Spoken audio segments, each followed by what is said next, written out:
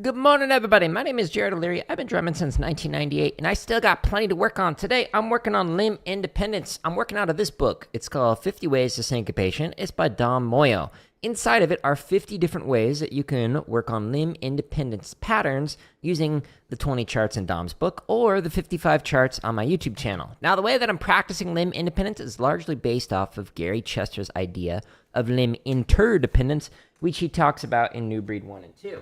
Now, in all these practice streams, I'm sharing the raw, unfiltered, here's what I'm actually doing to try and improve as a drummer who's been playing for almost 30 years. Inside all of these 400 plus live streams, there are timestamps. The timestamps show what I was working on or what question I was answering. I've got multiple chats up on my other monitor that allows me to respond to questions about how to drum and how to teach. Because I've been drumming for so long and because I've taught every grade, kindergarten through doctoral student, I have a range of experiences that people will ask about. Inside of this playlist on my home tab of YouTube, there's over 100 drumming tips videos where the title is the first thing I talk about, like how long it takes to actually get good on drums. And then if it says, and other drumming tips, then that means there are more things that I talk about. Using the timestamps in the description of each one of these 100 plus videos, you can jump to different topics inside of here. Over 14 hours of tips that are for free. Now, on my home tab of YouTube is where I'm going to be spending my time today. So I'm going to be practicing limb independence. So if I scroll down a little bit, I've got chop exercises if you do rudimental drumming like I do. Drum kit's just kind of something I'm learning for fun. We've also got over 1,000 grid variations. We've got the limb independence stuff. This is where I'm practicing today. Got marching bass drum stuff, some drumline cadences, almost 400 technique exercises, and then here's where you can find the 14 plus hours of drumming tips, some scripted drumming lessons, as well as all the prior live streams and whatnot. So if you have questions, you can leave them in my videos or you can ask them live during any of my streams. Now, because I'm not good at limb independence yet, I need Shia LaBeouf here to help motivate me to practice my limb independence. So Shia, we're going to hide you because of copyright. I just don't really want to drum today. Do it! Just do it! Don't let your dreams be dreams. Yesterday, you said tomorrow, so just do it. Make your dreams come true. Just do it. Some people dream success. Well, you're going to wake up and work hard at it. Nothing is impossible. You should get to the point where anyone else would quit, and you're not going to stop there. No, what are you waiting for? Do it. Just do it. Yes, you can. Just do it. If you're tired of starting over, stop giving up. Yeah, Shia LaBeouf, I am tired of starting over. Like I was yesterday while playing Human Fall Flat. Can I explain tenor sweeps real quick? Yeah, I've actually got a drumming tips video for that. So since you're on Instagram, if you go to here, the /drum on my website, scroll all the way down. Underneath the drumming tips, there are quite a few videos that just talk about, hello, on the YouTube vertical, that just talk about tenors. So if we search for sweeps, scrapes. So drumming tips number 58 is a good one to start with. How to get comfortable with tenors, sweeps, or scrapes. Drumming tips number 53, tips for improving tenor sweeps and scrapes. And then drumming tips number 27, 5 ways to work up tenor sweeps and scrapes with one exercise. So again, that's numbers 58, 53, and 27. So if you just search for scrapes or sweeps on the drumming tips, then you'll find each one of those videos. Another video that I will say, though, however, is Intro to Tenor Playing Zones. This is also a really good video, not just for the very first part, which talks about the introduction to tenor playing zones, but also the second half of this video talks about how to take any exercise. That's low resolution. How to take any exercise and turn it into a split on tenors. So on my website, where we've got these like 386 technique exercises, it shows you how to like come up with a split that you can use with any of these. So this can help you out with that. You're very welcome. So that was 58, 53, and 20 something. But again, just search for scrapes or sweeps inside of the drumming tips and you'll find that in there. But yeah, I can't really demonstrate them too good on here. But in those videos, I'm actually like on a set of the tenor pads and whatnot, the quadro pad. So yeah, good question though. Okay, now I am working, like I said, out of Dom Moyo's book, 50 Ways to Syncopation. Inside of this spreadsheet keeps track of all of the 50 ways that Dom has written out in his book. Now, column A right here keeps track of, on average, how I'm doing with this. So, for example, pattern number 2, which is where you just ding, ding, ding, ding, ding, and then you do short notes, eighth notes on the snare drum, anything longer than that on the bass drum. I've played this one a lot, and you can see all the recent times that I played through this, but on average, it's technically proficient, which means that I'm playing the ink on the page. It doesn't sound musical yet, where I'm adding in extra timbres and textures, but I can play through it and it feels comfortable. So I'm skipping all of the ones that sound technically proficient and musical, and I'm just going in order. So the very first one that I'm actually going to be working through today is this one. So it's pattern number 41.1, which means it's a variation on one of Dom's variations. So right now, it's currently at meh, so it just kind of sounds okay, sort of. But lately, it's been getting better. In fact, today I'm going to go a little bit faster. So the pattern that I'm playing is a very simple pattern. 1 E and a 2 E and a 3 E and a 4 E and a 1 E and a 2 E and a 3 E and a 4 E and a. So all you're doing is just a reverse boom chick motion, okay? The hi-hat is going to be on 2 and 4. 1 E and a 2 E and a 3 E and a 4 E and a with the foot. While you read through the pattern with the left hand on the snare drum. Okay? So that's what we're going to do with the charts, which you can find on my website or on my home tab of YouTube. So I'm going to go up to the limb independence section. And inside the limb independence section, there's a bunch of charts. There are straight charts and there are swung charts. Okay, so because I'm playing this at 85, I'm going to go inside of here from 60 to 99. And then there's 55 charts in here to work on limb independence. And now if you're not sure, well, how do I actually practice to be able to get good enough to read these charts? Every single one of these limb independence playlists has this video, drumming tips number 50, which is how to develop limb independence on the drum kit. So you can check that out for some steps to go through to be able to do this. Now I'm just going to pick a random set of charts. I think I started around here last time. Let's just start from the beginning, actually. Okay. So I'm going to go inside the timestamps. All these thousands of free play-alongs on my home tab have BPMs that go one click at a time faster. So because I'm playing this at 85, I'm just going to say, hey, 85. It gives yourself a few seconds to get it set up. And then it'll count off, and then you start playing along to it. Let me turn up the volume on my end so I can hear it. And then it counts you off. 1, 2, ready, and... Now you can't hear the count off because there's like a sync delay between the computer and like the mics and whatnot. So when you're actually practicing this, you'll hear a count off and a play along. But I can hear it through my headphones, even though you can't hear it. 1, 2, 1, 2, here we go.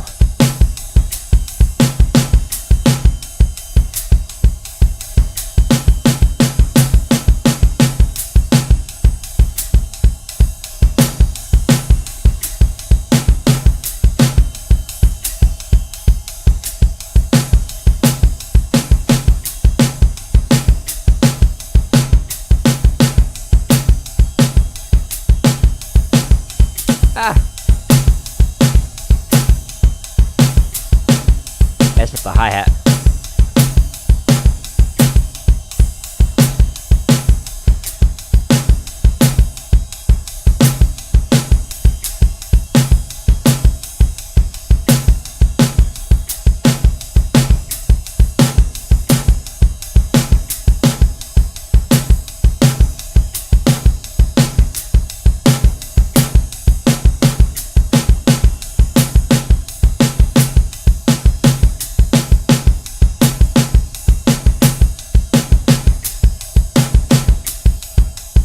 Cool.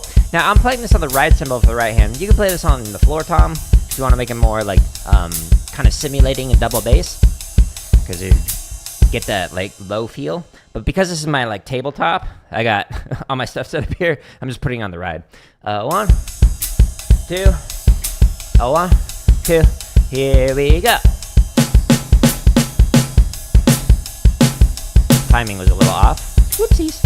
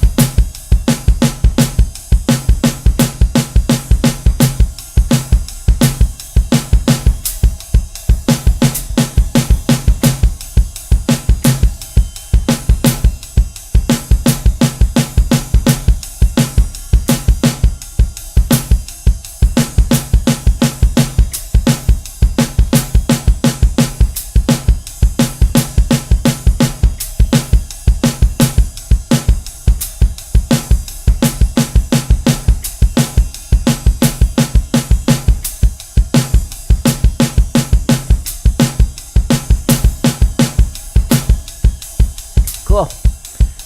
Not bad for a warm-up. And not bad for taking it 5 clicks faster than it was last time.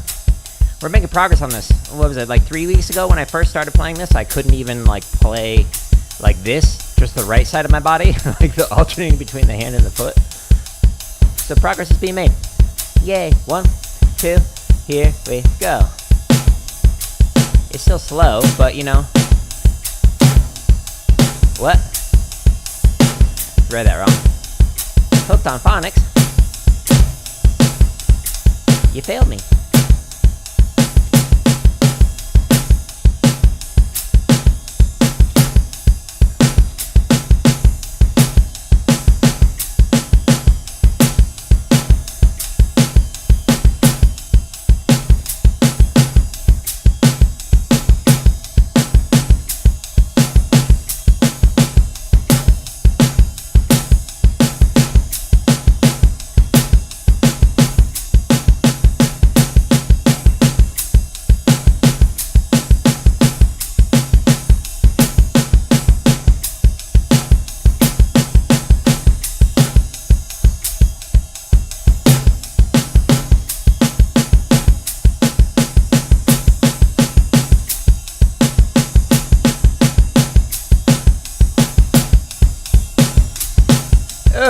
Yikes.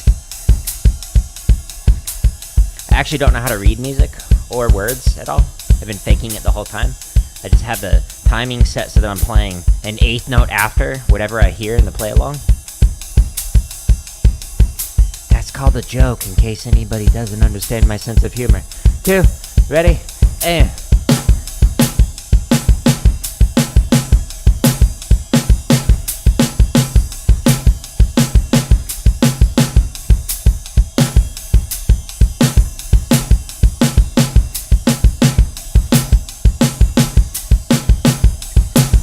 Thank you for the sub.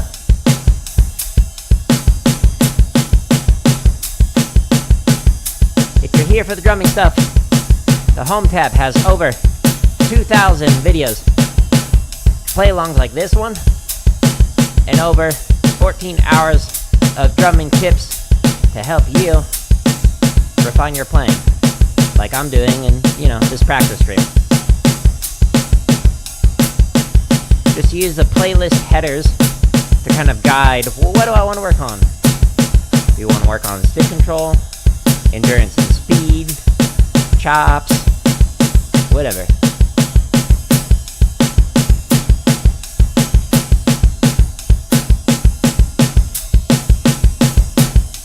Woo! Now, 2 weeks ago, there's no way I'd be able to like talk while playing through this, so huge progress. This is why we practice. It only takes consistent effort. It doesn't take like 15 hours a day or anything like that. We're doing like an hour a day, an hour on average, and every other day for drum kit. 1, 2, ready, and...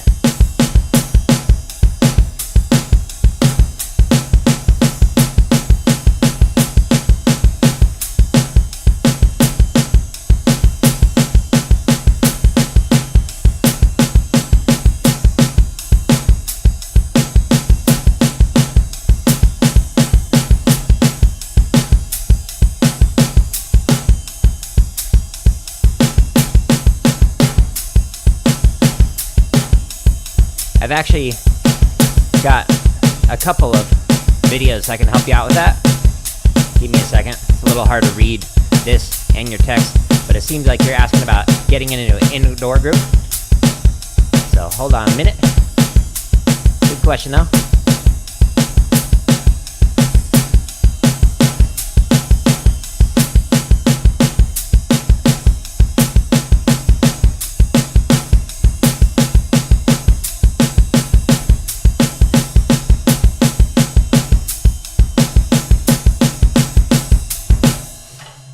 Okay.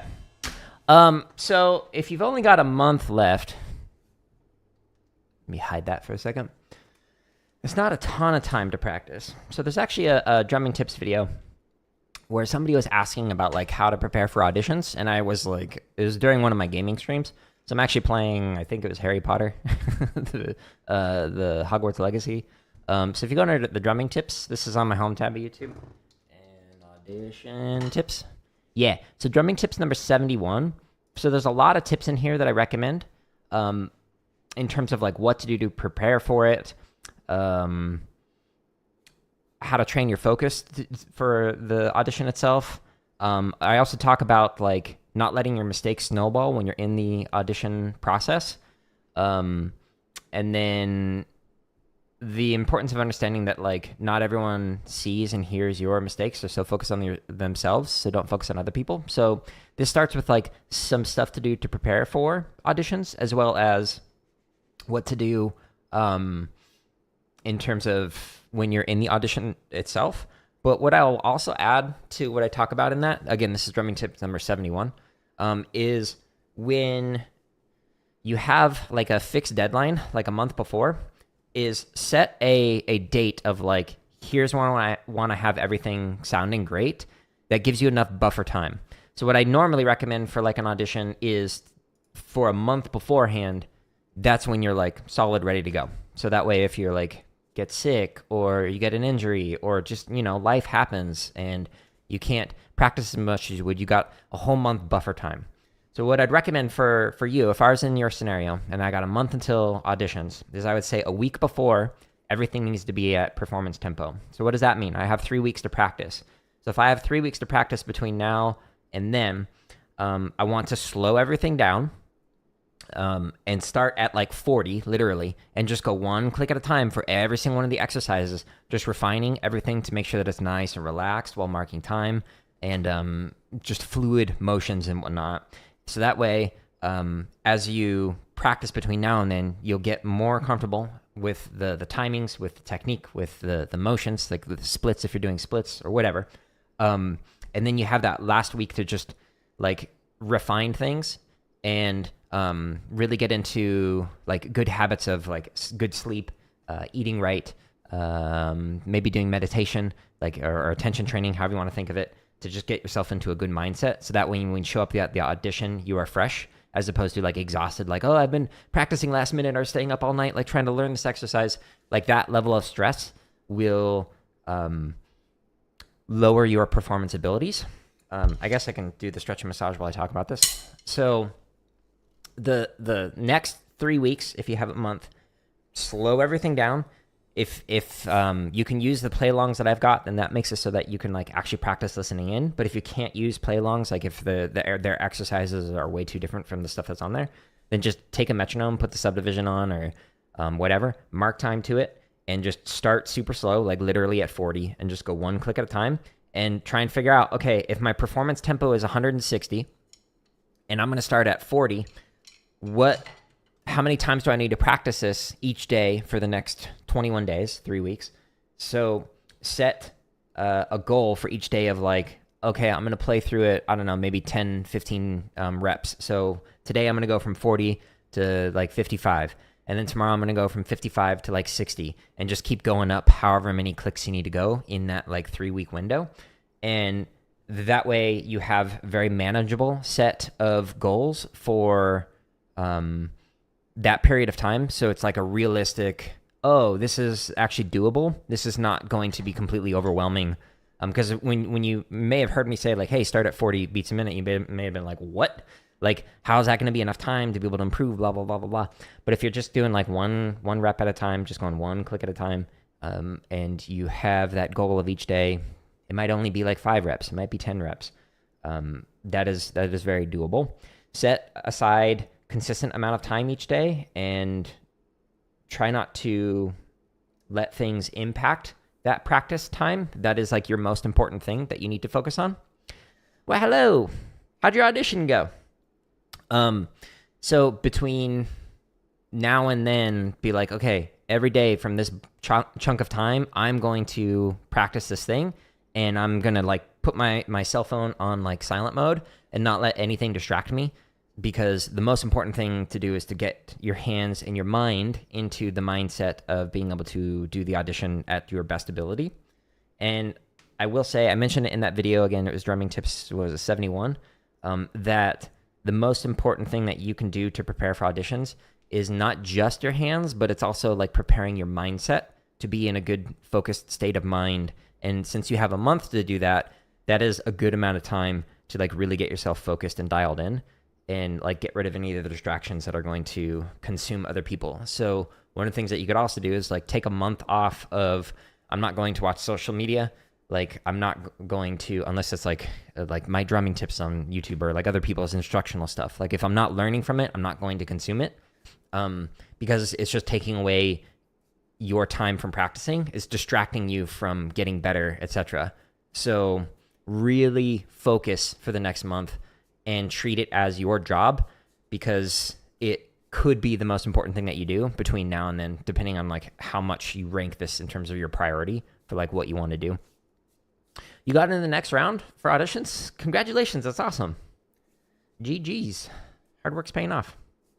But Paleo, I hope that helps you get into the WGI group. But again, there's a ton of exercises and resources and whatnot on my website that can help like prepare you for that, to refine things. But if the exercises are too different than the packet, just focus on the packet for now, and then you can come back to the fundamentals like after the audition process.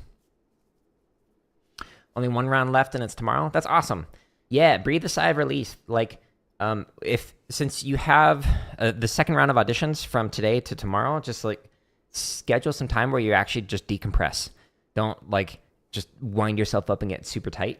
Like take a bath, go for a jog, go for a walk like in a park, or go to bed early. Like all these things to just help decompress a bit and relax. So that way you can just be in a good mindset for tomorrow. But congratulations, that's awesome to hear. Those can be high stress moments. I remember being stressed out about my audition when I was getting into college, but it ended up working out all right. Oof, got a cut on that finger. Got to be careful. So the stretch and massage routine, by the way, that I was just going through, I'll show you what video like can help with that, so you can see like better camera angles of this. It does a lot. I'm also struggling at understanding. Going from 5.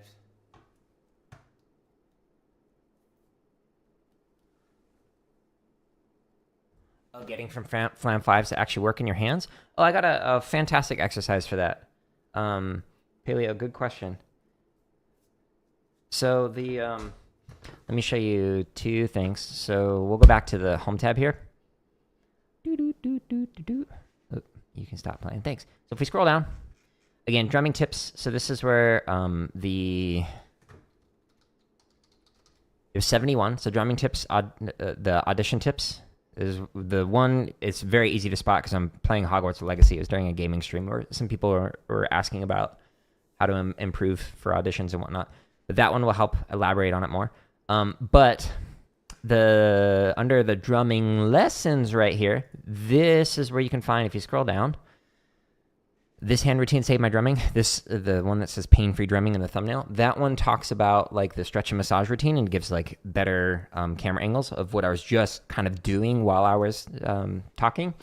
But in terms of working on your flam 5s, if you scroll down into the technique section, there's a few hundred exercises in here So what I recommend is like clicking on the header for each one of these sections, whether it's the chop one or the grid variations or the technique or whatever. And then just like go with a playlist that looks interesting for what you want to work on. But for what you're saying to work on flam fives, there's a playlist called the Rudiment Builders or the Zoom Zooms, which my wife named. They're funny. But if you scroll down into here, there's 3 exercises that are really good for working on your flam fives. So it's flam 5 builder, flam 5 builder variation 2, and then variation 3. So let me just very quickly give you an overview of this. So this flam 5 builder, let me show you what it looks like. This is what your right hand plays during a flam 5s. So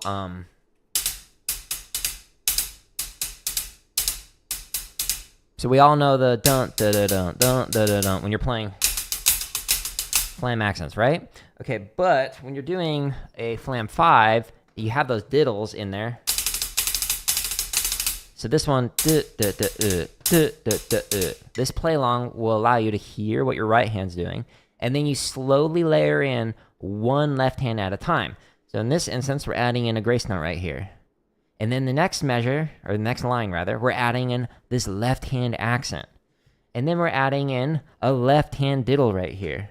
And then we actually have full flam 5s for this whole line right here. And then what we're doing is removing one right hand at a time going through here. So we're getting rid of this right hand. Then we get rid of this right hand. Then we get rid of this grace note right hand. And then finally we get rid of the right hand accent right here. And then this is what your left hand plays during a flam 5, is that very last line. So if you want to work on your flam 5s, the flam 5 builder is a great way to do that. There's also 2 more variations in here. So variation 2. Let me show you what that one looks like. This one is more for preparing you to play any of the thousands of grid variations and whatnot. So this one starts off with check, 5 strokes. Flam accent check, flam 5s. And then it does the exact same pattern, but now we've permutated. We've shifted over the accent. So now the accent is on the second partial of the triplet.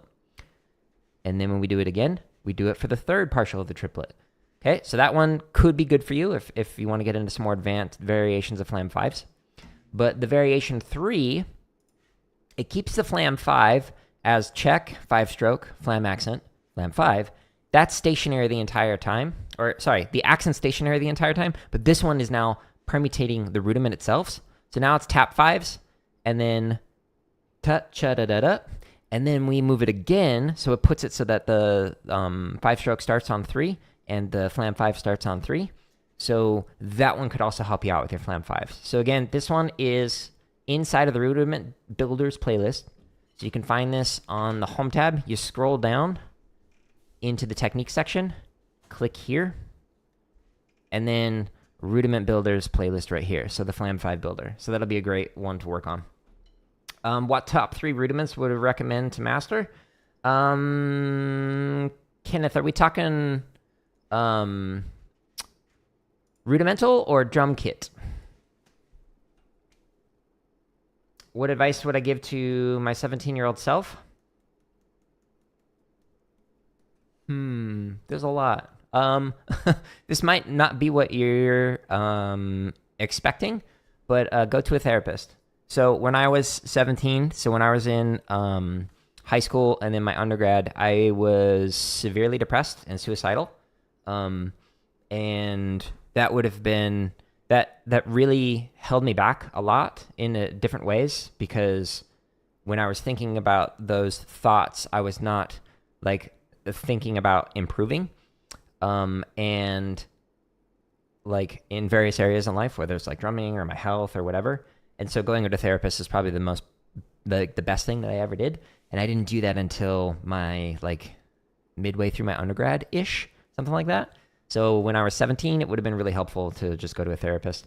But if we're going not related to just like life in general, but if we're specifically talking about drumming, I would say to focus more on the technique exercises and less on the chop stuff. So if we're like looking on here, what I recommend is like 50 to 60% of your time is on technique. And then 30 to 40% of your time is on grid with like rudiment on one. And then 10 to 20% at most of your time is on the chop stuff. I spent a lot of time focusing on playing like cheesy poofs or flammus or all these different chopping sprees or whatever. and not enough time on the stuff that like really mattered, which was the technique exercises. So that's what I would focus on. 3 rudiments for drum kit. See, that's a little hard because it depends on like what style you're playing, and I would argue that most rudiments are not really applicable on the drum kit. So like for example, like if you played a flam 5, like that's not gonna sound great on the drum kit. I'm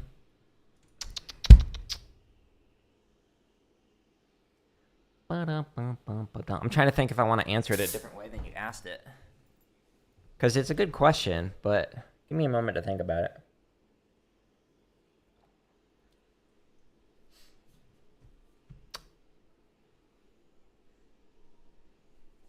Yeah, I appreciate it. Yeah, just trying to like help how I can. Like I became a teacher because I wanted to help people, and that is the actual like genuine answer is like go to therapy, because that did help a lot.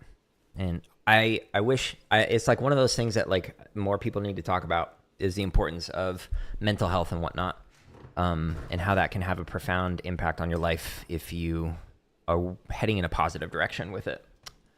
Let's see. So I don't know if I really focus on rudiments for the drum kit. Like the stuff that I'm like practicing is like limb independent stuff, and like the rudiments like really don't have much to do with that at all. So for example, like the 40 essential rudiments by Vic Firth. This is an unpopular opinion, but it's my opinion. Most of them are useless. Like a lot of them are just like different lengths of rolls and like tap rolls and stuff. And that like, it needs to fit a musical context, not just be like, oh, well, I can play a 9-stroke roll. I can play a 17-stroke roll. Like that doesn't matter. What matters is that like it fits inside of a context, and so you don't need to know like the number of it. You just need to know the musical phrase. And then like stuff like rudiments, like a lot of that, like a triplet rudiment has been unpopular for decades. So like I wouldn't recommend practicing the essential rudiments on Vic Firth, or PAS, which I guess is technically where it's from. What I'd recommend doing is actually just like more limb independent stuff, and like working on like some of the basics. So what I'm going to do, I'm going to answer your question a little bit differently, Kenneth. For drum kit, what I'd recommend, if you go to technique, this is again on the home tab of YouTube, I'd recommend spending your time on the stick control variations. There's some really like basic ones of like your normal stick control, you know, where you just alternate and whatnot. And with stick control and drum kit, you don't have to just play it with your hands. So you don't have to like, etc. You can play it with like right, left, right, left, right, left, right, left, but the left is actually like your right foot. But there's variations in here for working on versions with filler. So for example, stick control with filler right here, where you don't just play the sticking pattern, but you also fill it in so you can get the different rhythms. And if you do that with different limbs, this could be really helpful for you. Double strokes, paradiddles, 6-stroke roll. I mean, yeah, I guess, but like, it's got to be within a musical context. But yeah, it depends on what you're playing. So again, under technique, what I'd recommend is stick control variations, timing exercises, whether it's the timing transitions or the timing exercises in this one. There's 16th notes, triplets, and 8th notes. And then probably the endurance and speed, so you can just like get your hands more comfortable. So like those would be like the playlist that I probably recommend. But yeah, if I'm being honest, like for drum kit, I wouldn't really recommend focusing on rudiments. Paradiddles are okay. They're overused, like over-focused on, I guess is what I should say. Like they can sound okay, like if you're playing like this, and then you like read through your chart. But you can also do other variations where it's not a paradiddle. So it's a paradiddle, left, right, right, left.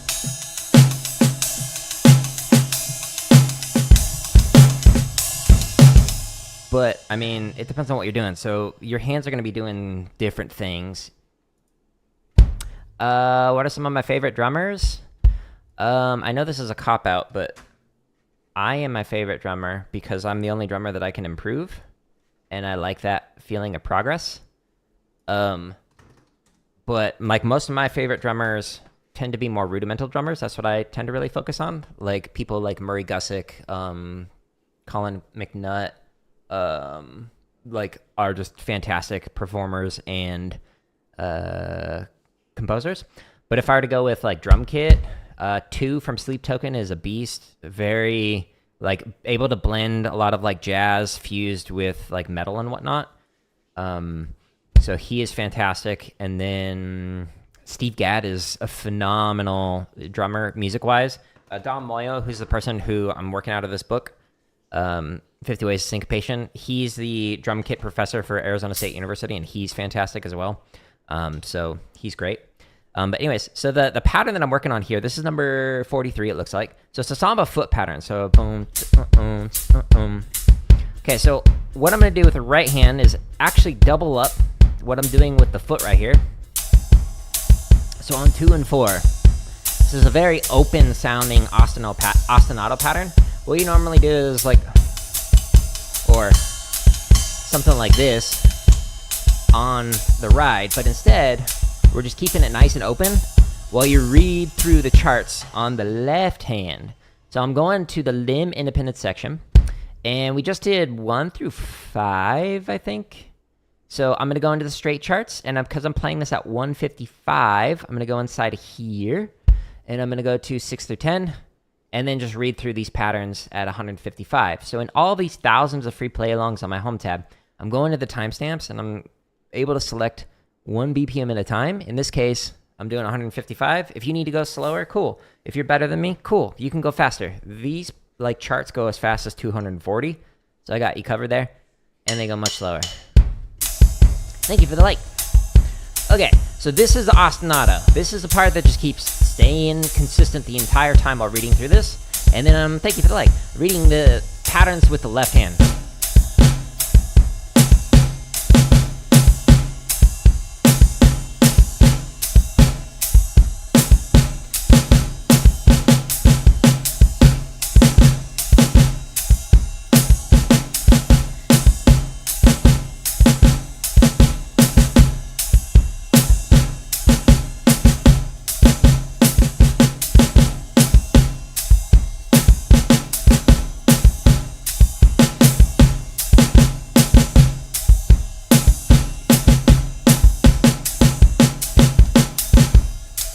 Okay.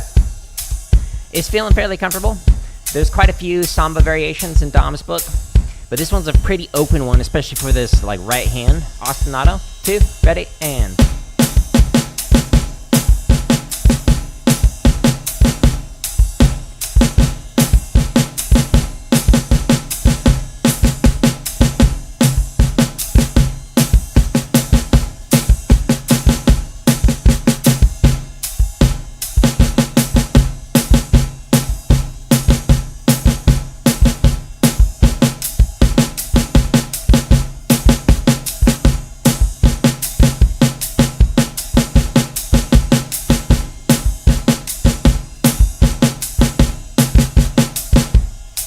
So Kenneth, like you hear that, like this is something you could play for an entire song, but you're not hearing like a single like double stroke, paradiddle, 6-stroke roll, etc. Like this is all just independence and timing,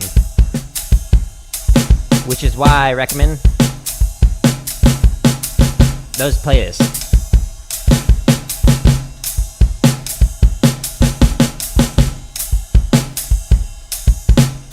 Oh, hey, thank you for the kind words. I appreciate you. Ooh, and the $4.99. Thank you so much. Why, hello again.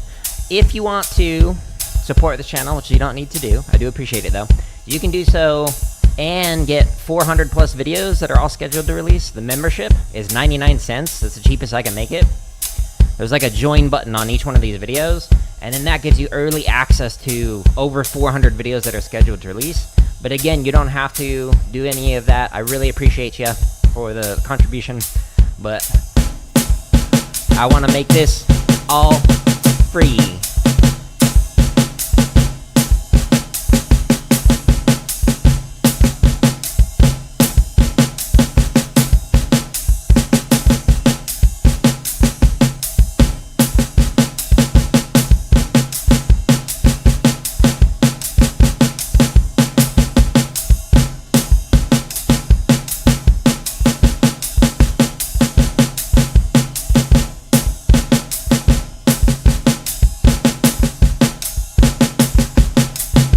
Okay, so it's comfortable. Like, I'm able to get through all the rhythms. It's technically proficient. The next step for this would be to add in different timbres and textures to make it more musical, but I'm not really there yet.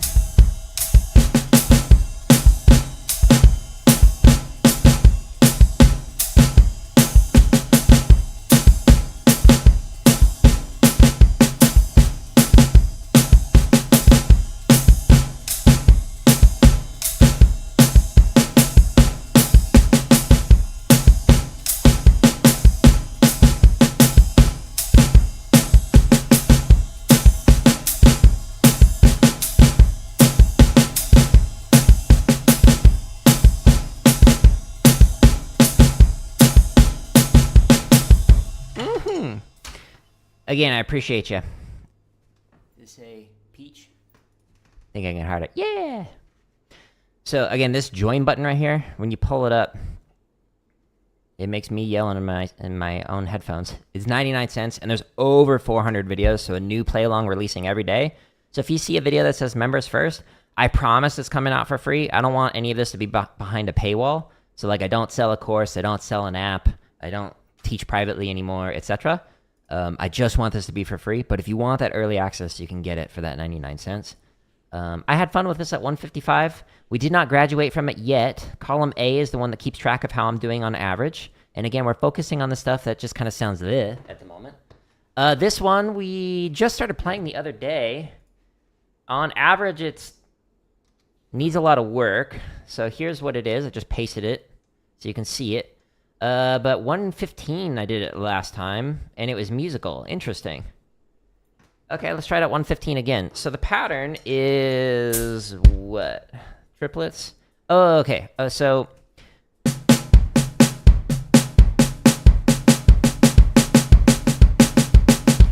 then you're adding hi-hat on 2 and 4 with the left foot. So this puts an ostinato on the left hand instead of the right hand.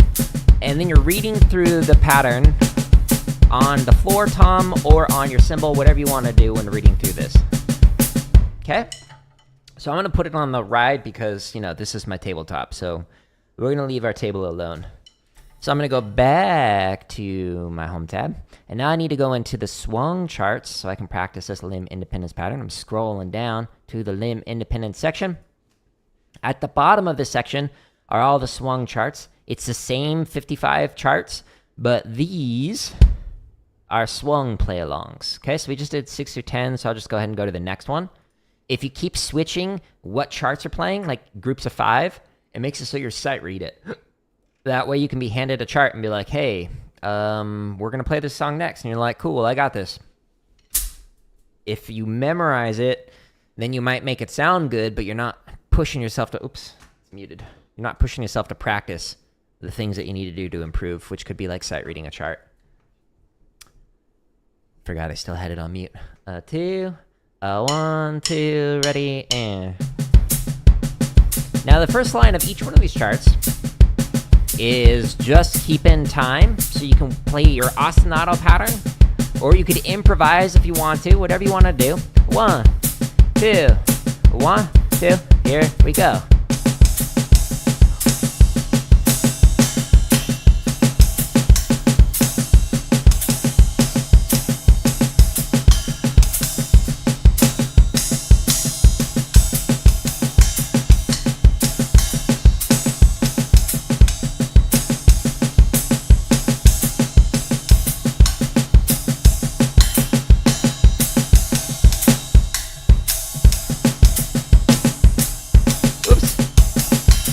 I messed up. Unsub.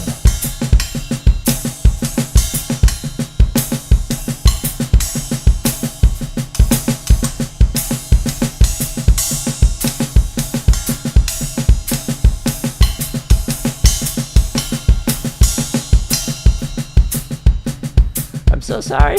I made a mistake.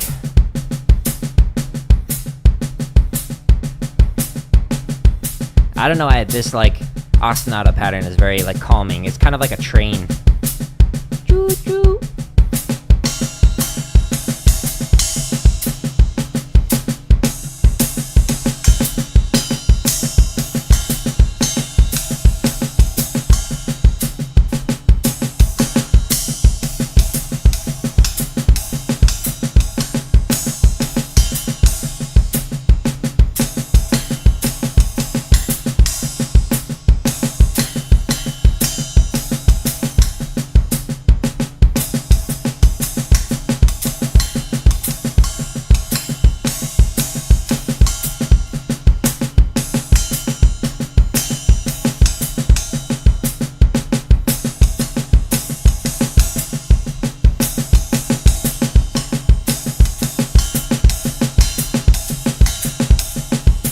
Now on the short notes, the eighth notes, I'm playing them on the side of the cymbal, and then on the longer notes, so like quarter notes, dotted quarter notes, etc., I'm playing them on the bell, so that way it makes it more musical. 2, a 1, 2, ready, and.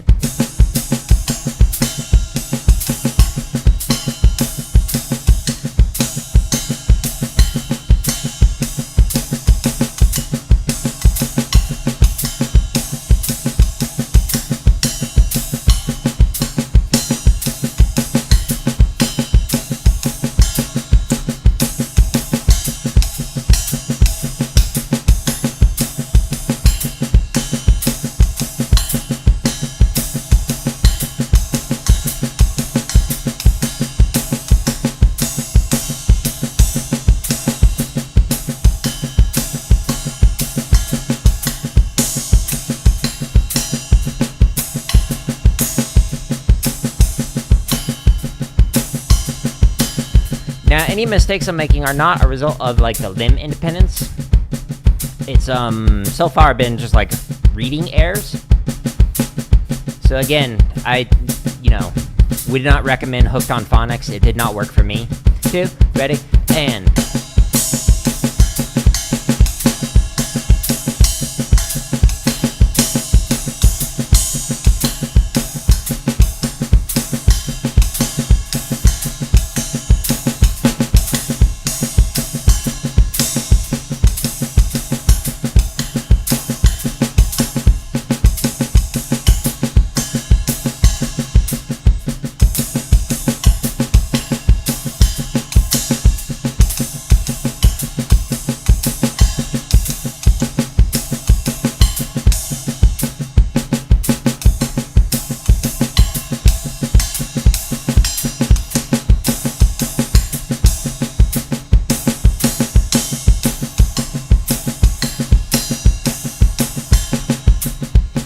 Alright, last chart, and then we'll do another limb independence pattern.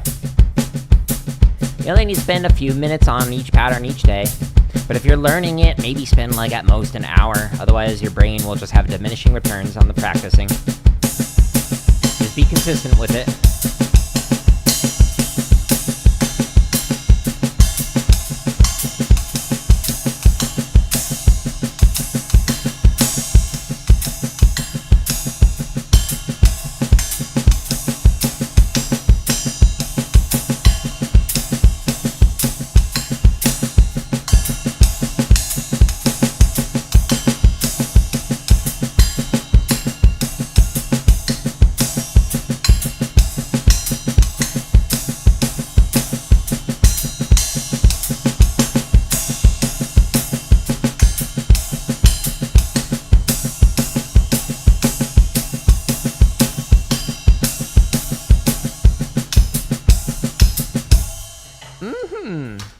Cool.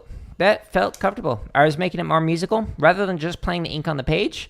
Again, I was playing eighth notes here and then longer notes, so like quarter notes and above on the bell with the side of the stick. So just adding in some different textures, different timbres to the playing. I had fun with it. So yeah, comfy. Sweet. Next one that we're not good at yet. 45. Let's see. Let me paste it so you can see it. What is this one? And how fast? 7 fast. Okay, so last time I did it, it was technically proficient. And I'm gonna try it faster, okay? What is it, though? Swung cymbal, ding, ding, ding, hi-hat on 2 and 4. Okay, so triple. Okay, so it's kind of just like a weird shuffle, instead of a dun. Like this, you're actually putting it on the downbeat as triple, and then you read through the pattern on the foot. Got it. Okay, so I'm gonna go to the next set of charts. So we were just 11 through 15, so we'll go to 16. So scroll down, limb independence, and we're in the swung charts, and we're doing it at 115. So we're gonna go to 16 through 20. There's 55 charts in here, so if you don't like these charts I'm about to play, that's cool. There's 50 more that you can choose from. Timestamps to say, hey, I want to play this at 115. If I wanted to, I could be like, no, I want to play it at 116. No, I want to play it at 83. I got all the BPMs covered for you. You can tell I've got OCD. 1, 2, ready, and... Okay, so this is your typical swung pattern, right? In the right hand, 2 and 4 on the hi-hat. The left hand's adding to this ostinato by going... And then we're reading through everything on the bass drum.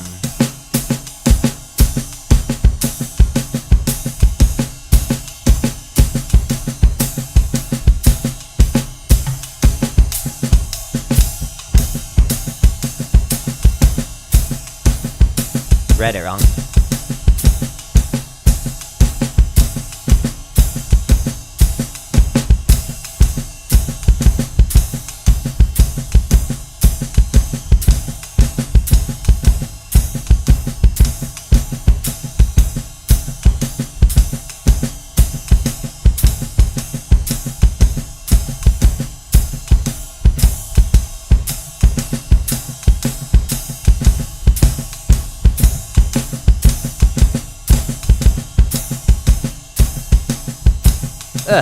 So I was thinking about like what I was gonna say. What I was gonna say is that the hi-hat on 2 and 4 is like the weird part, because like you're doing so much something different completely with the right foot by reading all these parts. But then it like screwed me up, like thinking about saying that, and then I messed up reading the rhythms. So sorry. Each one of these patterns takes like a different amount of like cognitive load. I can't speak. Like this one, it's harder for me to talk, which is technically 5-way independence, while reading through this. And then some of them, I can't even like come close. And then others, I could have a full-on conversation without it impacting things. It's just because I've developed a schema, to use a psychological term, that makes it so that I'm more comfortable with some patterns than others.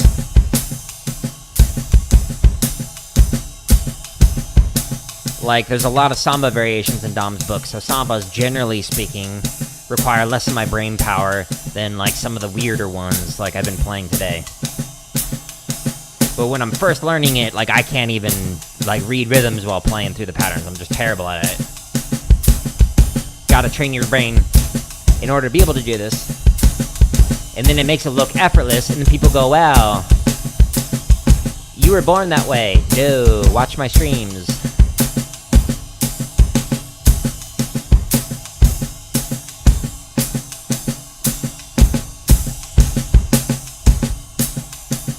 I feel like my bass drum's really quiet.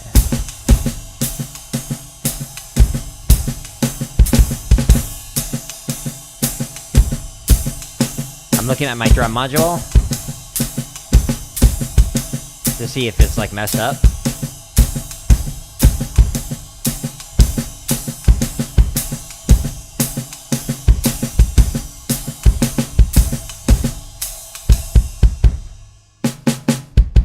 No, okay. Yeah, it just feels quiet on my end. I can barely hear my bass drum. Alright, chart number 19. Ooh, this one's gonna be interesting, especially lining up the feet.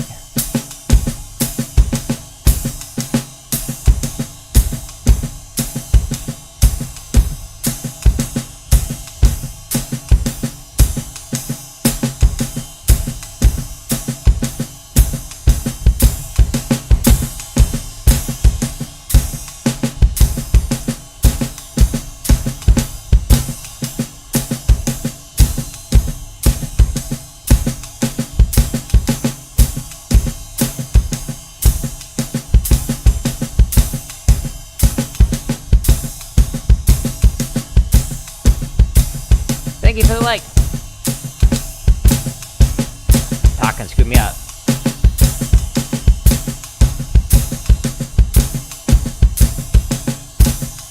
See what I mean? Like sometimes when reading through it, like I'm not able to talk while doing it. And then other times like, oh yeah, I can do this. Depends on the rhythms. Depends on the limb independence pattern. Okay, so after we finish this pattern, I'm gonna go and review one that I already can play, okay? This is one that I'm learning still. Even though today it's mostly technically proficient. It's not musical yet. We'll get there.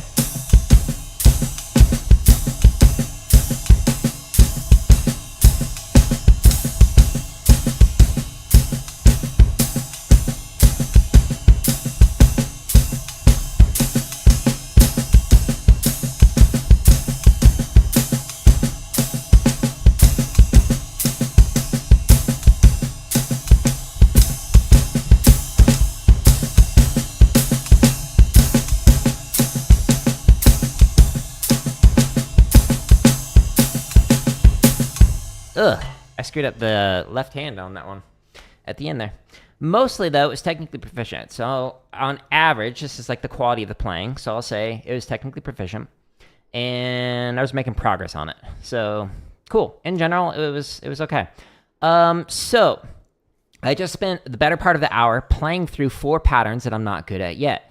So, I'm not good at 41.1, 43, 44, and what I just played, 45. Now, for the last few minutes, what I want to do is review something that I am good at. So, spend the majority of your time playing stuff you're not good at yet, and that's how you'll make significantly more progress over people who just try and show off while practicing. What is the point of playing something you already know how to do? That is not going to improve you. There's actually a video coming out on Monday that talks about that. And the way that I relate it is like in video games, it's like you just stay in the tutorial phase and just grind out boars, like in the South Park episode.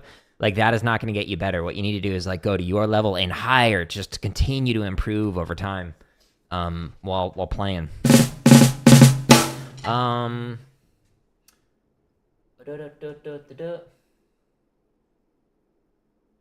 a sort of therapy where you're focused on exercises. Yeah. So for me, thank you for the sub. I appreciate you. For me, I'm practicing mainly for fun. I don't want to go and become like a traveling, gigging musician. I actually prefer to stay at home. And I don't want to live the lifestyle of like performing late night gigs and whatnot. There's nothing enjoyable about that. I really enjoy practicing though. Like you mentioned, this is very therapeutic for me to just like refine my technique and just have fun drumming. Like whether it's like an aggressive, like, let me hit the drum hard, like that's very relaxing, but also just like this playing these ostinatos over and over, it's just like good for my autistic brain.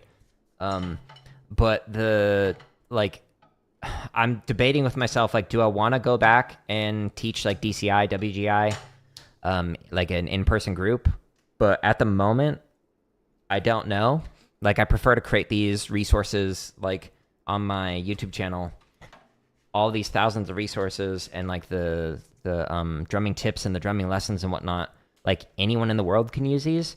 And so anyone can watch these 14 hours of tips. And that to me is more valuable than like going and working like in person. So at the moment, I don't really have a goal to like perform outside of these streams or to like teach in person. It's more on the like, I'm just enjoying this and I want to like continue to like help people by answering questions in the various chats and whatnot on these live streams or in the comments that I get on any of the videos, just so I can help people asynchronously, as opposed to like, I get so many people who ask me like, hey, can I like study with you privately?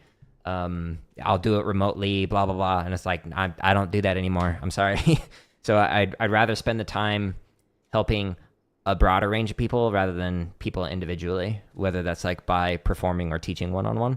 So no performance related goals or teaching related goals. I've already kind of done all of that in the past.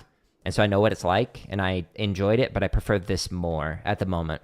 But like I go through seasons in life where I'm like, I like want to do more of this and less of this. And then sometimes it'll switch. Like sometimes I'll play video games. Like now I do it for about 2 hours a day when I do these drumming or these gaming streams.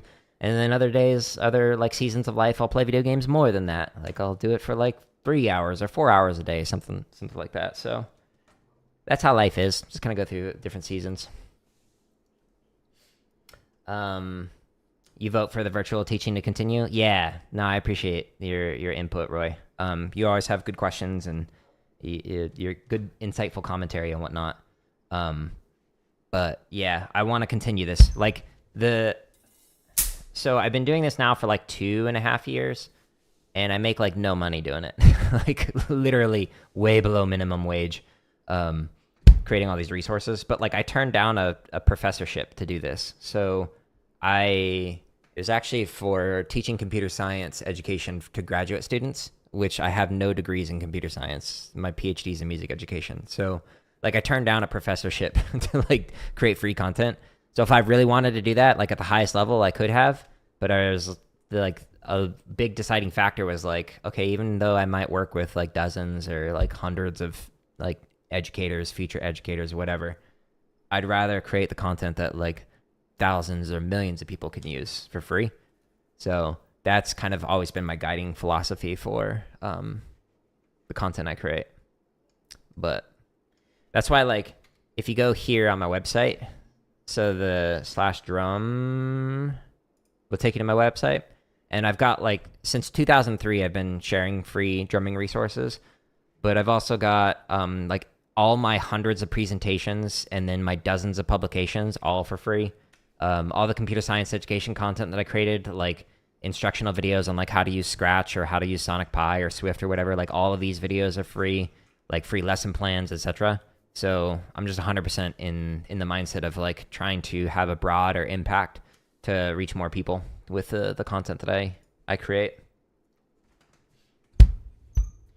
Hey, I appreciate it. Yeah, the more people use it, the better in terms of like the free resources. I want to eventually get to a point where like the AdSense money is like what I made as a teacher, but it's literally less than $1 a day. So it's not even close to that right now. But you know, my wife and I have been very intentionally financially with our money. We've been debt free for 7 years now, something like that.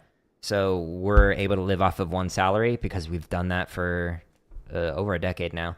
And have been very intentionally with it. So if that's like a piece of advice that I can give to people, it's to like live intentionally with your finances. And if you can get you living off of one salary and you have a 2 like income household, then you can take all that extra money basically and put it towards paying off debt and like put it towards investments, etc. So that way you have more flexibility in life and whatnot. You're 20 years old and you're a drummer, first year in college for a music major. Ooh, yeah, actually a lot of advice on that. But so I used to teach collegiately, and I've been through the full range of college. So my bachelor's, master's, PhD is in music education. So I spent a lot of time in a school of music. The best advice that I can give for a music major is to understand that you are comparing yourself against people who have a decade or more experience than you, like the graduate students and the professors, etc. And no matter what you do, it's never going to be good enough, and you have to be okay with that. So if you go into studio, which is, for people who don't know, where you are performing with other people, it's going to be not just the graduate or not just the undergraduate students that you're performing with. You're also performing with graduate students, with doctoral students, and like you'll even watch your professors' recitals and stuff. And just know that you are not at that level yet, and that's okay. If you put forth daily effort every single day, you'll slowly make progress over time. And I'm talking like decades worth of time doing that consistently in order to get good. Because for the scholarship that's on skill acquisition and expertise, like the whole 10,000 hour rule is based off of a guy named K. Anders Ericsson, who was like a sports psychologist or performance psychologist who did a lot of research on different domains of expertise and found that on average it's around 10,000 hours. But some domains like wrestling at that time of the research was like around 8,000 hours. But for music, it's around 21,000 hours to get to the international level of success. So just know that it's going to take a lot of time, and you might be comparing yourself against people who have more experience than you. Like, I started drumming in 8th grade. I had no music, anything up until that point, and I was performing in a studio where some of my peers had been playing drums and piano, etc., since they were like 4 and 5 years old. And so there were skill gaps in there, and that's okay. So I'm saying all this to say, for advice for a new music student, is schedule in time for breaks and understand that the progress is going to take months and years to get better. And you are going to be stuck in that daily grind where you're not going to feel like you're making much progress over time. So one of the things you can do is, if you're like really trying to refine a piece, like for a recital or something, is record yourself and then don't listen to that until like a month later or a quarter later. So like 3 or 4 months, and go back and then listen to that and compare it to a recording in the future. So when you have that side-by-side comparison, you'll be like, oh, I can actually hear the progress. But when you're every day like grinding out like a measure that you're not good at, or a phrase you're not good at, or whatever, you might not hear that progress over time. And if you can just set regular checkpoints every month or every quarter or so to go back and listen to your prior recordings, like from a year ago or from like even just a month ago, you'll be able to hear those differences compound over time, and you'll be less likely to burn out, which is something that happens to most of the music majors that I've went to school with and knew. Hello. Most of my peers and like colleagues and whatnot got so burned out from being in a school of music that they quit. So they either stopped playing music entirely or they switched degrees. So if you can find ways to prevent that burnout by taking breaks and by being able to acknowledge the progress that you are making over time, then all of that can really help prevent that. So that's the best advice I can give to you as a 20-year-old who's like in your first year of college of music. It is very difficult. There were times, so I was like dating somebody who was getting like a science degree, like biology, microbiology and whatnot. And I had double the amount of classes that she had and less credits total. So like a lot of her classes were like 5 credit classes, and then I would have like 5 courses that were all 1 credit class. So the amount of work that you're going to put into it is an absurd amount of effort compared to other majors. And it will never be good enough. And that is okay. Because again, you're comparing yourself to people who may have been playing longer than you've been alive. And that's just a fact. So you have to get comfortable with that. Great advice. Thanks, Jared. Just sub to you. Hey, I appreciate it. So if you're here for the drumming stuff, the link that's here, so the jaredoleary.com/drum, this is on every one of the play-alongs at the very top. This is where you can find 62 trap exercises if you do rudimental stuff like myself. If you do grid variations, there's over 1,000 of them. Why, hello. This is where I've been practicing, is the limb independent stuff. There's 476 marching bass stuff. There's a bunch of drumline cadences. There's 386 technique exercises. Spend most of your time here if you do rudimental drumming in particular. And then here's where there's 14 hours of drumming tips. Like when people ask questions on these streams, like this question that you just asked, which was a great question. I will edit this down and I'll put it into this drumming tips playlist. There's over 100 videos in there. And then there's like instructional videos and whatnot. You play drum set? Nice. Yeah, so focus on the limb independent stuff. In this section. Speaking of, so the pattern that I'm going to play, I'm going to do it at 115. We'll just kind of have fun with it. It's a very simple pattern, actually. All you're doing is just this with the right hand. Your left hand and your left leg literally don't do anything this entire time. But you're going to make like a kind of a V shape here, where you're going to go 1 and 2 and 3 and 4 and 1 and 2 and... Now, when you're doing this, you could do it like a tenor player, where you're keeping your wrist at the same angle the entire time if you want the consistency of sound. Or you could do what's called Julie Spencer technique. I learned this for playing mallets, actually, playing marimba. And you actually like flick your wrist over. It gives you an inconsistent sound quality, but that doesn't matter when you're the only one playing the drums. When you're playing on drumline, you definitely don't want to do that because you've got several other people who are playing the same thing as you. But when you're playing on drum kit, this is fine. So this is all I'm doing with my ostinato pattern. And then I'm just going to make up whatever you want on your foot. or in this case, I'm going to read through charts so that way I can practice reading through this. So I'm going to go back to my home tab. If you don't want to go to my website, that's totally cool. You can just go on the home tab here in the limb independence section, and I'm doing this at 115. So I'm going to go into the straight drum charts from here, and there's 55 charts in here to help you practice. We just did 16 through 20, so I'm just going to sight read the next ones. So we're going to do 21 through 25, but you can pick any one of these 55 in here. Hey, I appreciate the sub. Thank you. Greetings from Brazil. Nice, nice, nice. I had a friend who went and studied capoeira in Brazil. Both the fighting and the music making. He's got his doctorate in music composition, actually. All right, cool. Let's play this. And 1, 2. It's counting me off. Okay, so again, this is all we're doing. This is it. It's super basic, but this is a very groovy one. I'm going to read through these 8th note charts, but there's also like 16th note charts or 16th note patterns that you can play through in the timing exercise too. Ready? And all you're doing is just reading through all the rhythms you see on the bass drum. It helps you to work on the limb independence and sight reading simultaneously.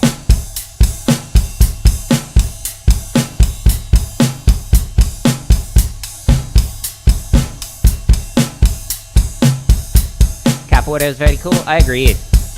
I never learned it. I had a couple friends who studied it. Actually, like 4 people. 1 person that I dated, and then like 3 other friends. I read those wrong. I'm sorry. But it's super cool. I did Muay Thai. So that's my favorite type of martial arts. It's brutal though. Hitting people with elbows and knees and whatnot. When you see them collapse on the ground, you feel very powerful, but I also feel very bad about it. 1, 2, ready, and I'm good. Thank you. Appreciate it. Right now we're reviewing something that I already know how to do, but for the first hour, I was playing stuff that I'm not good at yet. So the majority of these practice streams, oops, read that wrong. I am practicing stuff I'm not good at yet, so that way I can improve. No point in practicing if you're already going to play the stuff that you already know how to do.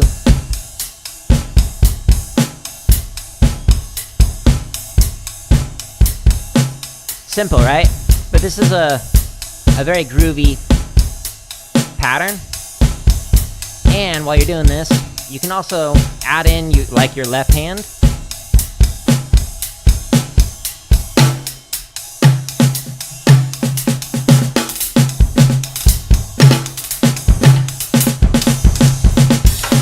Whatever you want to do, okay? So you don't have to keep the left hand stationary. You can fill it in with extra hi-hat stuff.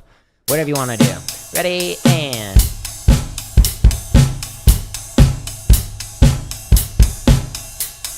Oh, I read that wrong. Everyone's gonna unsubscribe now. Oh no!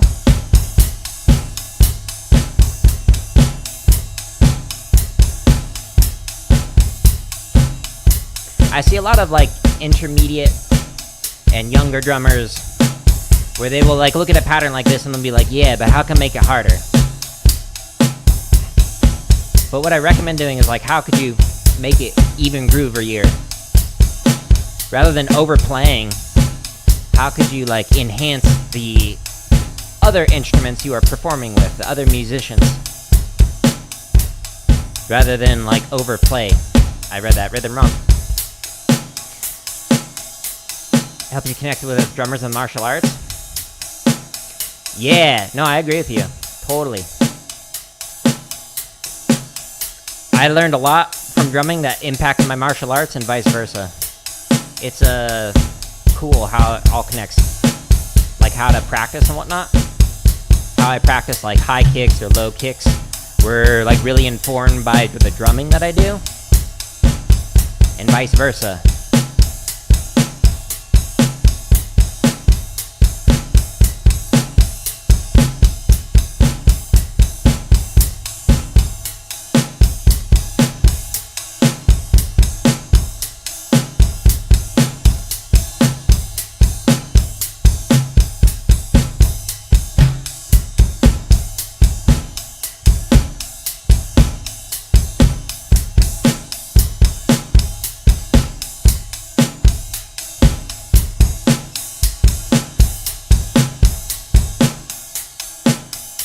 sort of band this here so you'll learn from the best. Nice, that's awesome.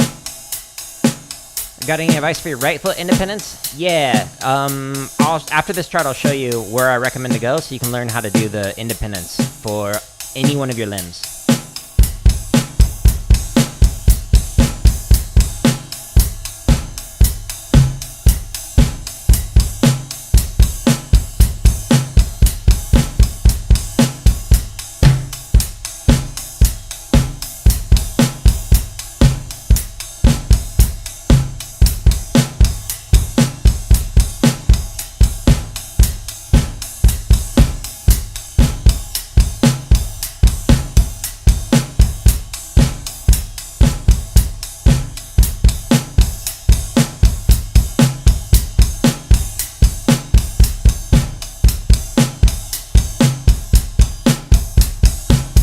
This chart's a little more involved. Sweet. All right, so easy pattern, right? But it sounds way groovy. So that we did it at 115, and it was technically proficient. So it was good. I had fun with it. So again, for the first hour, I practiced stuff I wasn't good at, and then for the last like 5 minutes, I've just been playing through a pattern I already know how to do. So column A here is keeping track of how I'm doing on average for all these different limb independence patterns, and I'm focusing on the ones that don't sound good yet. It's the same thing that I recommend for you, whether you're doing like a vertical beat or you're doing this like horizontal musical limb independent stuff. Whatever you need to work on, spend most of your time working on the stuff you're not good at yet. In terms of like to develop limb independence, so if you go to my home tab of YouTube, on here, if we scroll down, if you do rudimental drumming like I do, there's a bunch of chop exercises in here. There's over 1,000 grid variations here. So many you actually have to click the header to show all the grid variations. But if you're a drum kit player, a lot of your times should be spent working on like limb independence and timing exercises so you can improve for that. Every single one of these playlists has the second video, which is called How to Develop Limb Independence on the Drum Kit. So in this video, the very first part of it outlines several different steps that you can do to get better on the drum kit from the very beginning. So the absolute introduction to, well, how do I even like do just very basic permutations? And so it walks you step by step through this different process, going from absolute beginner to more complicated than what I was just doing in today's stream. And then there's a bunch of different patterns in here for like working on limb independence and whatnot, if you're interested in like getting some inspiration of some things to work on. The book that I'm working out of is this one. So it's 50 Ways of Syncopation by Don Moyle, and I do mention it in this video. So if you're like, well, which one? It's in here, so you can actually see. And then another one is Gary Chester's books, New Breed 1 and 2, which are right over here on the right side. So those can help you get started. And then there's the 55 drum charts and whatnot that can help you improve. So that's what I'd recommend to work on your right foot independence, is to watch this video, How to Develop Limb Independence on the Drum Kit. The first like steps in there is step by step everything that I've taught privately and what I'm personally doing like in these streams to be able to improve my limb independence and whatnot.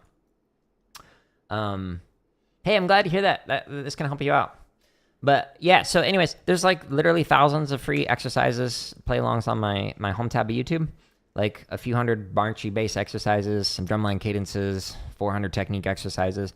But if you want to learn like more of like some of the questions that I've been asked across like all these like few hundred streams that I've done, there's over 14 hours of drumming tips in here. And then there's some scripted lessons in here. There's a dozen of them. And when you click on this, the title is the first thing that I talk about. And then if it says and other drumming tips, that means that I talk about other things. Like this one has several different topics in it. But this one was just questions about whether or not it's worth it to get a doctorate in music. So somebody asked me about that, so I explained my thoughts on that as somebody with a PhD in music education. So that is just a single topic, but all these other ones that say and other drumming tips, there's multiple things in there. So if you don't like the title, you might like something else. If you see a video that says member first, that means it's coming out in the future. So it's going to be for free. Every single day there's a brand new video, at least one. If you want that early access to over 400 videos, you just click join, and then it's 99 cents. That's the lowest I can make it on YouTube for the price. So try to make it as free as possible, or just wait, and then it's literally for free. So my entire goal for this is to just have this be AdSense supported, rather than like asking for like money for private lessons, or like for a course or an app or a book or whatever. So All this content is available for free. If you enjoy it, share it with somebody else. And if you don't enjoy it, share it with your enemies. I don't like you, so I don't like this content. Enjoy it. Anyways, I'm going to call it here. I'm going to get ready for, what's it called? Human Fall Flat. So we're going to do a gaming stream for about 2 hours. And then we'll be back on tomorrow working on some technique stuff, playing on a pad. So 2 days from now, we'll be back on the drum kit, but tomorrow will be a technique stream. So stay tuned for that. I appreciate all the questions. I appreciate everybody stopping in, and I hope you have a good rest of your day, and goodbye.